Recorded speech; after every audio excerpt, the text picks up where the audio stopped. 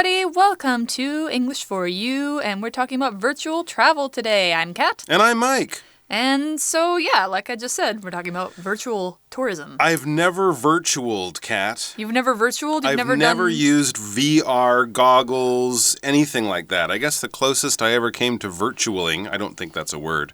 Doing VR, I guess. Yeah, doing VR, using VR technology. IMAX. Oh, yeah. One of those sort of surround movie theaters, but not with the like actual 3D. Yeah, but not with the actual equipment. It looks really cool, but I've never tried it.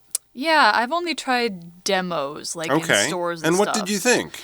I mean, I thought it was pretty cool. Yeah? If I had more time and more money, I would love to get like an Oculus Rift setup. Right, that's one of the big VR companies, right? Yeah, and start doing some games with that. Sure. Because there are some games coming out that are amazing for VR. That's a very good point. So when I think of VR, I think of games, right? That's kind of the thing that you see them selling and advertising and stuff. But apparently, from our article for today and tomorrow, you don't just get to play games with your VR equipment. You could take a holiday with your VR equipment. And of course, the advantage is you don't have to leave home. You don't have to worry about a passport and money and plane tickets and all that stuff. And you can stay warm. Like that's you don't true. have to be cold or too and hot. You can stay healthy in our world of coronavirus and COVID-19. Yep. Suddenly, this isn't just something that your friend who likes technology might be into. It's something that we all might be into if we want to kind of go anywhere, even with just our eyes. Yeah. And so, I think it's cheaper overall. There's a lot of advantages to it. I guess. But we're not really talking about advantages. We're talking about specific experiences that we can have. So certain places you can go in the world. Wow, cool. And they sound pretty exciting. So if you have your VR equipment, you can do this today. If you don't, like me, might make you think about getting your own VR equipment because, these are trips you can take right now. Yeah, so let's go look at them. Cool. Reading.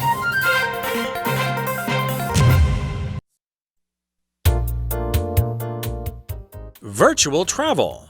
Take a trip without leaving home. Many people enjoy traveling. However, sometimes traveling to another place in person isn't possible. If you're stuck at home, you can experience wonderful sights through virtual travel. Everest Vr Journey to the top of the world. Climb Mount Everest in Nepal with this virtual reality documentary. Viewers follow real climbers on their journey to the top of the world. At Mount Everest's summit, viewers can see amazing views that they might never see in real life. Lights over Lapland. This virtual trip starts as a regular day in Lapland, Sweden. Users then go on a 360-degree journey through a national park, a forest, and a lake to the base of Mount Nuolja. After a long day of exploring the Arctic wilderness, travelers finish the trip with a beautiful view of the Northern Lights. Virtual Yosemite. Yosemite National Park in California, U.S. has waterfalls, streams, forests, lakes, mountains, and many animals. These virtual tours show 360-degree views of Yosemite's natural sights. The tours even feature sounds of nature like rushing waterfalls and singing birds. Okay, so starting out, we're talking about a little intro, of course. It says, many people enjoy traveling. However, sometimes traveling to another place in person isn't possible. Yeah, so in person is kind of the opposite of what we're discussing today. When you virtually travel, you're using VR equipment or you're using a computer or your phone or something else to look at a place that's far away. But in person means you are actually there. You are actually, your body and your face are in that place. You're face to face with it. So like if you meet someone in person, means you are in the same place with them. If you go to an island in person, you are on that island. That's what in person means. Very interesting. Yeah, so sometimes traveling to another place in person isn't possible. This is basically just another way of saying the title of our article, Virtual Travel, Take a Trip Without Leaving Home. Take a trip without going there in person. Maybe it's not possible. Maybe you don't have time. Maybe you just don't like airplanes and airports and that kind of thing. Or some people are afraid of flying. That's very true, and just don't like crowds and all the other trouble that comes with it. Or, as it says in the next sentence, there could be a situation where you don't really have a choice. It says, if you're stuck at home, you can experience wonderful sights through virtual travel, right? So, yeah, a lot of the things could come between you and a good holiday, and in either case, though, in any case, you would be stuck at home. That means you can't leave home. And of course, these days, with travel very difficult because of COVID-19, we're all kind of stuck at home. So, or at least stuck on Taiwan. Stuck on Taiwan, that's true. If for any reason you're stuck at home, you can experience wonderful sights through virtual travel. We often use if to introduce possible or impossible situations or conditions and their result. Let's just say this is true to talk about something else that's interesting. It says the situations or conditions can be real, imagined, or uncertain. Maybe they're real for other people, maybe you're pretending, or maybe you don't know, and it could be true in the future. Here we are referring to the present and the situation as real and possible. Let's pretend. We also have this word experience, one of our vocab words. To experience, this verb we're using as a verb. You can use it as a noun, but we're using it as a verb. Basically, it's to meet with something, to be there with something, to have something happen to you. Did it happen to you? Yes, you experienced it. You were there at the time. You didn't read about it or see it in a movie or have a friend tell you about it. You were actually there. It actually happened to you. For example, I had never really experienced fear until I saw a shark while I was swimming in the ocean. That's a true story. Right. So what's our first journey that we can go I don't know. to? Where are we going? We're going to Everest. Mount Everest? Mount Everest. Everest Vr Journey to the Top of the World. So this is the name of the experience. It's a good way to go to Everest without possibly dying. Yeah, because climbing Everest can be really dangerous. Very dangerous. Yeah, and so expensive. The article says, climb Mount Everest in Nepal with this virtual reality or VR documentary. Cool. So as you might have guessed, Mount Everest is really, really tall. It is the tallest mountain in the world, and it's in the country of Nepal. And usually you can't get to the top unless you have a very experienced guide with you and special equipment. And a lot of money. Yeah, because the air up there is so thin that you need a special thing to breathe. Yeah, so it's not that fun unless you're into extreme experiences. But you can still go there with VR. So this documentary is what it's called. A documentary is like a video or movie or show that teaches about or shows something in real life. Like if it's a crime documentary, it talks about a real crime that happened. If it's a nature documentary, like this one kind of is, it shows you something in nature, like maybe the lives of animals or a certain place. There's documentaries about famous people and their lives. It just talks about real situations that people might find interesting. So these aren't movies where actors pretend to be real people. Yeah. These are more like the things you might see on Discovery Channel or Nat Geo or something like that. Or Animal Planet. Or Animal Planet. There you go. Lots of animal documentaries too. All right. So yes, you can go to Mount Everest, but you don't have to climb things or breathe thin air or get really cold or possibly die. You can do it from your own living room. It says viewers follow real climbers on their journey to the top of the world. Wow. Yeah, well, it would be quite a long journey to get to Mount Everest, even to the bottom of Mount Everest, since it's in the middle of Nepal or on the edge of Nepal and China. And it would be a journey. What is a journey? It's a trip. It's a voyage. It's when you go somewhere, usually quite far from your home. You wouldn't say, I'm taking a journey to 7-Eleven. I'll be back next week. So dramatic. Yeah, no, you're going to 7-Eleven and you'll be back in 10 minutes. A journey would be like, going on a long plane trip or a long car trip. It would probably be at least overnight, maybe over several days or weeks or months. It's a long distance voyage or trip. For example, our journey across Canada took us 1 week. Okay, that's some pretty hard driving, but yeah, you could drive across Canada in 1 week, and it would be quite a journey, many thousands of kilometers. Yeah, for sure. And of course, this is something we can do to Mount Everest with VR, but we don't have to do it because we are viewers, right? It says viewers follow real climbers. We're not actually climbing, we're just watching. When you watch something, you view something, right? We're talking about using your eyes to see something happening in front of you. And if you are a person watching something, you are a viewer. We usually use this for things like watching television or movies, right? For example, you could say 1 million viewers tuned in to the baseball final, the big final game of the baseball season. 1 million people were watching probably TV in that case. So if you're watching something, you're a viewer. If you're playing a computer game, we wouldn't use this. So viewing is really just about sitting there and using your eyes and watching, not about actually doing much, just watching. Right. So we're at Mount Everest and we're going up with this group of people who are basically shooting a movie as they climb the mountain. Interesting. And at Mount Everest's summit, viewers can see amazing views that they might never see in real life. Yeah, because, as I said, it's very, very hard to get up there, and unless you're in really good health, you probably can't do it.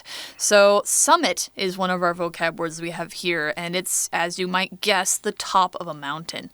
It's also called a peak. You could also say at Mount Everest's peak.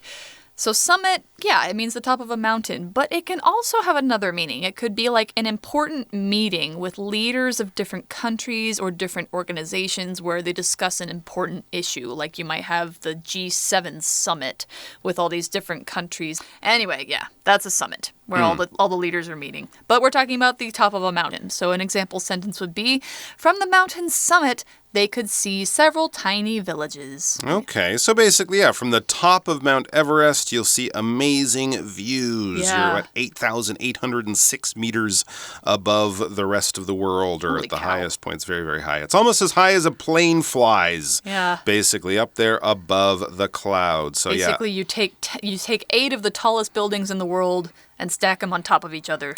Oh boy, very, very, very, very, very tall. All right, so there we go. We've gone to the top of Mount Everest. We've come back down again, and we didn't even sweat a little bit. We didn't even take a single step. That is VR travel. Let's move on to our next destination, lights over Lapland. Ooh, Lapland. All right, so this is actually a place that you might not find on a map, but it's basically what we think of as parts of northern, maybe Norway, definitely Sweden and Finland. Yes. So we're kind of in that northernmost part of Europe before we get up into the North Pole, into the Arctic Circle. What's in Lapland? Well, reindeer. Yeah. That's what most people would think of as being in Lapland, reindeer, and the only European native tribe, the Sami, Yay, from the northern Sami. Finland. So there we go. We're in Lapland in Sweden, and what are we doing apart from looking for Rudolph the red-nosed reindeer, who probably is not there? So what are we doing? We're reading the sentence. This virtual trip starts as a regular day in Lapland, Sweden. And then users then go on a 360-degree journey. That means you could see all the way around through a national park, a forest, and a lake to the base of Mount Nolia. Nice. I think that's how you say it. Yeah, Okay, I'm not going to Nolia. argue with you. Yeah, I mean, Sounds good. J's in Sweden are Y sounds, so you know, Nolia. Nolia. Okay. Yeah. Anyway, a Swedish person can probably do a better job than me. But anyway, we are talking about different sites, and one of them is a national park. Now, if you've been to a park, you obviously might think of like Daan Park or something like that, some kind of small city park. But this is not that kind of thing. It's a national park. And national here is an adjective that means something to do with a country. So, for example, a national park is a park that is protected by the government of that country. So Sweden protects the park or the natural land that is in this part of the country. So yeah, other national things might be the national flag, like the flag of your country, a national university, which means the school is run by the government, a national bank, so on and so on. It all means that the country's government is the one running it. It's not city, it's not county, it's the entire country. It's national. It's from the nation, which is the noun. Now, an example sentence for this might be Taiwan's national bird, that means the bird they picked to show the country, is the Taiwan blue magpie. Oh, what a lovely bird. Yeah. I don't know if I could pick one out in a crowd, but I like magpies. They're smart. Yeah, magpies are very smart. Usually they're kind of black and white, aren't they? So a blue magpie, that's a good choice, Taiwan. A good choice for a national bird. Of course, America's national bird is the bald eagle. Yeah. Right? What's the national animal? That's the national animal. Yeah, it's of the America. national. I think it's the national animal. That's better than Canada's. What is it? The beaver. I think beavers are great. Beavers are cute. They're hardworking. They're hardworking and have big teeth. Yeah. All right. Anyway, let's like get back Canadians. to this national. I don't know about either of those things. The national park in Sweden here, in Lapland, Sweden. It says, after a long day of exploring the Arctic wilderness, travelers finish the trip with a beautiful view of the Northern Lights. Wow. That's right, the Northern Lights. A lot of people are really interested in traveling to Northern Europe or Iceland, right?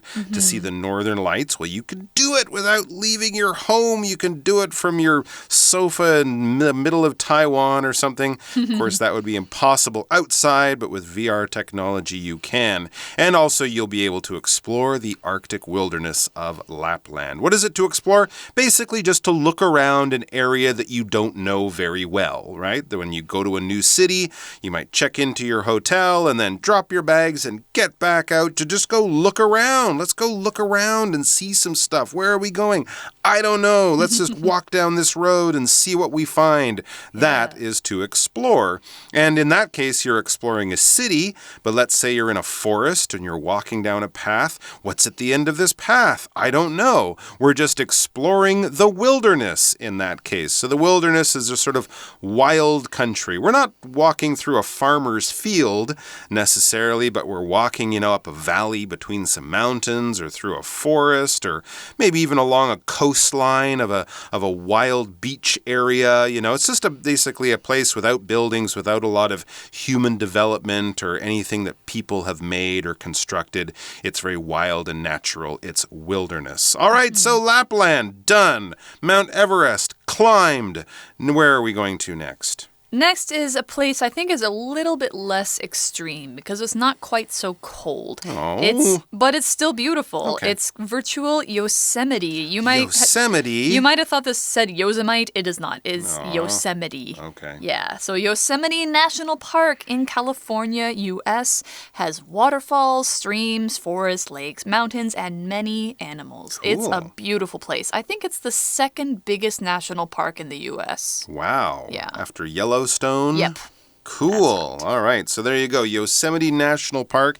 They have those really, really tall trees there, don't they? Redwoods. Those huge redwoods and stuff. And of course, lots of bears and probably bald eagles and all sorts of cool stuff. It says these virtual tours show 360-degree views of Yosemite's natural sights. Yeah, so if this is a really good point about all this VR stuff, you could watch a documentary. You can find probably millions of beautiful pictures of Yosemite, but with the VR, you will be in it. You will have that 360-degree view all around you, almost as if you were actually in the place. And the cool thing is that using the computer technology, you'll also be able to get a tour.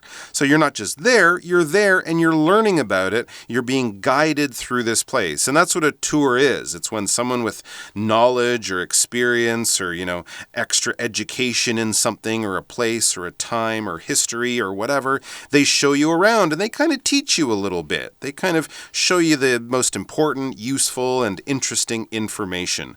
Often if you go to a new city or a museum or an area with a lot of history, you'll go on a tour, and a tour guide, will kind of lead you through it and tell you about it. And, by the end of it, after maybe half an hour or 45 minutes, you'll go, wow, I learned a lot of stuff that I wouldn't know from just coming here and walking around. That's why we go on a tour. For example, the next tour of the museum begins at 3:15 p.m. Yeah, museums often have tours, as I said, usually, every hour. Then they have these experts, these guides, and they're pretty good. They're useful. Yeah, for sure. Yeah, they have to learn a lot of information. Oh boy, so that they can tell people and answer any questions you will have. That's why it's a difficult job to give tours. But anyway, we've got a 360-degree virtual tour. And what are we seeing? We're seeing natural sights, which is what Yosemite is famous for. Now, natural is an adjective that means something that comes from the earth. It's not made by man. It's not, something that's made to look like nature. It's actually nature. Something like the forests, the waterfalls, the lakes, the mountains, the animals, all those things we talked about just before, those are natural because they come straight from the earth, and it's an adjective that comes from nature. So nature is the noun for things that are, that people didn't make, that are just made from earth. And if you add AL, then you get natural. All right, now an example sentence might be, the natural scenery of Taiwan's east coast is beautiful. That means that, you're not looking at the cities, you're not looking at buildings or things that people have made, you're looking at the earth. So, yeah, natural. And then we talk about a little bit more about these tours through Yosemite. The tours even feature sounds of nature, there's that noun, like rushing waterfalls and singing birds. That sounds really nice. It sounds very relaxing. I probably wouldn't want to come home, but I am home. Oh. I've been home the whole time. What a twist. Isn't that cool? Yeah, so this is a few places, few natural places that you can see in day one, and that's all we've got. That's right. Today we were kind of looking at natural things, right? Lapland, Mount Everest, Yosemite. But tomorrow, in tomorrow's part 2 of the article, we're going to be looking at some man-made things. Yeah, that's right. You can take equally interesting, exciting, and possibly even slightly dangerous tours of, but without being in danger, without leaving the comfort of your own home with VR tours. Yeah, so on that note, that means our article is closing for today, and that means we're going to go right to our For You chat.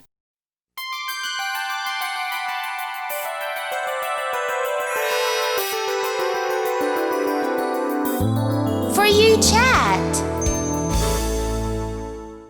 All right, so our For You chat question today is, what other places would you want to take a virtual tour of? Oh, gosh. Honestly, this is such a big question. There's so many places in the world. How about a place outside the world? How about the moon? Oh, yes. That'd be kind of cool. Or Mars. Might get a little boring, but, it's mostly gray and stuff. Actually, it's not gray. It's a slightly different color. It's like whitish. Than what it looks. Well, but even from up there, it's a slightly different color. But that could be interesting because that's definitely a place I am probably never going to go in my whole life. Or how about really deep under the ocean? Ooh, like the Marianas Trench. Down there, yeah, that would be kind of cool. Another place. See all the really weird sea creatures. I don't even know if weird fish live down there, but yeah, somewhere or like worms. that, or around the inside of a volcano or right near a volcano. You know, dangerous places that you could probably never get to on your own. That would be interesting. You could have a robot kind of guiding you around. Yeah. Because then people couldn't go, but you could go. Well, maybe they could pay someone to go with a camera on their head. I guess it depends on how dangerous it is. Possibly. Yeah. All right. I think that's a good idea. Maybe you guys have some even better ones or some different kind of ideas. So that's all we've got for today. We will see you tomorrow for day 2 in our man-made virtual tours. Bye. Bye-bye. Virtual travel. Take a trip without leaving home. Many people enjoy traveling. However, sometimes traveling to another place in person isn't possible. If you're stuck at home, you can experience wonderful sights through virtual travel. Everest Vr Journey to the top of the world. Climb Mount Everest in Nepal with this virtual reality documentary. Viewers follow real climbers on their journey to the top of the world. At Mount Everest's summit, viewers can see amazing views that they might never see in real life. Lights over Lapland. This virtual trip starts as a regular day in Lapland, Sweden. Users then go on a 360-degree journey through a national park, a forest, and a lake to the base of Mount Nuolja. After a long day of exploring the Arctic wilderness, travelers finish the trip with a beautiful view of the Northern Lights. Virtual Yosemite. Yosemite National Park in California, U.S. has waterfalls, streams, forests, lakes, mountains, and many animals. These virtual tours show 360-degree views of Yosemite's natural sights. The tours even feature sounds of nature like rushing waterfalls and singing birds.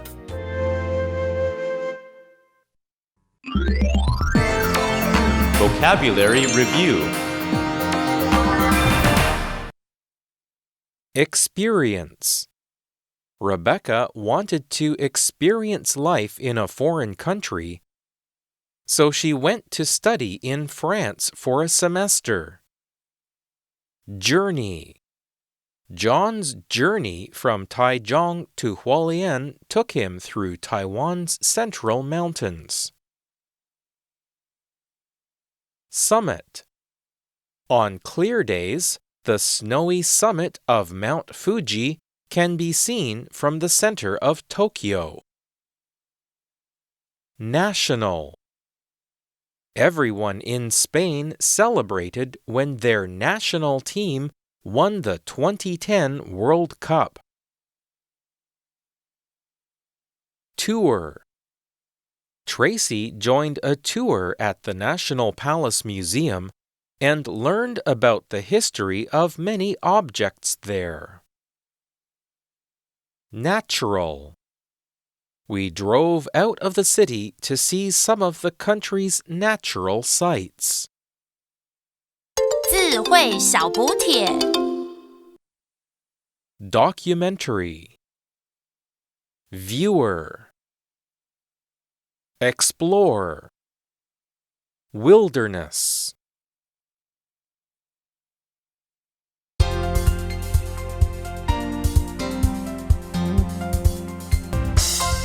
以上节目是由活用空中美语制作，活用空中美语杂志，请洽询全国各大书店。